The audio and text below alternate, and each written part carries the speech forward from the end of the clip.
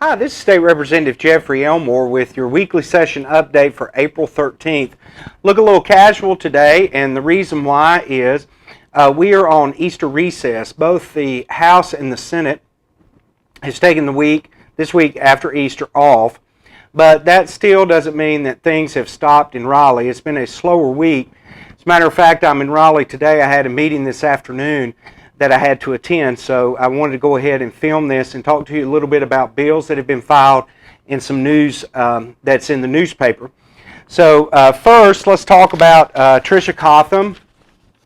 She is the Democrat that switched last week to the Republican Party. She represents part of Mecklenburg County.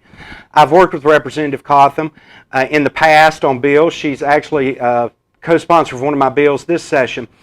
She's very good to work with, and it was very exciting to see her switch parties. She felt like she was coming home with some of the stances that she has taken on issues. So happy to welcome Representative Cotham into the Republican caucus.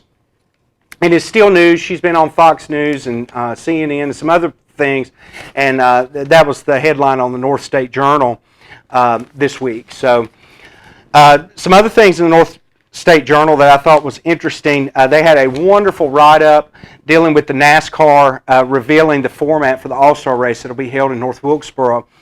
This was an excellent write-up, good promotion for our district.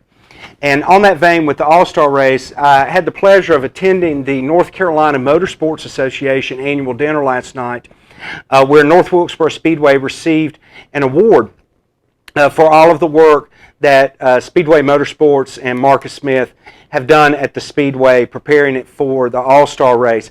Marcus did a wonderful job speaking and accepting the award, and I appreciate the honor of being able to attend and see that award received.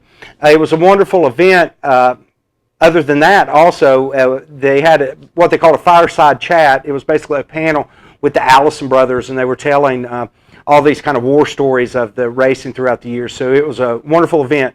It's amazing the strength of the motorsports industry in North Carolina. The motorsports as a whole in the state, they estimate it's a $6 billion industry, and the bulk of it is based here in North Carolina. So very, very exciting. It was good stuff last night. Let's talk a little bit about bill filing. Bill filing has not closed. It's still open, so several bills dropped this week. Interesting one here is House Bill 564, and this is sponsored by Representative Reese Purtle, is the primary on it. Some states have been requiring credit card companies to track gun purchases. Very, very unusual process here, and what this bill would do is prohibit that from happening in North Carolina. So if you do purchase a weapon on your credit card, it would not be tracked and kept.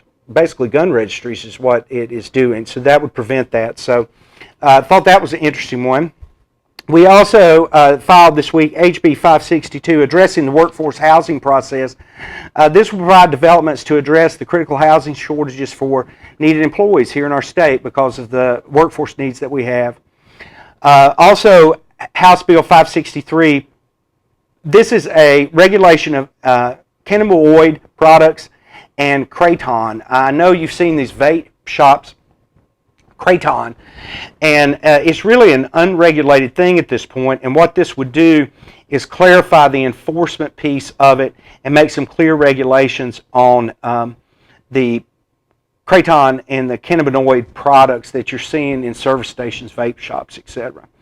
Then House Bill 574, Fairness in Women's Sports Act, was dropped.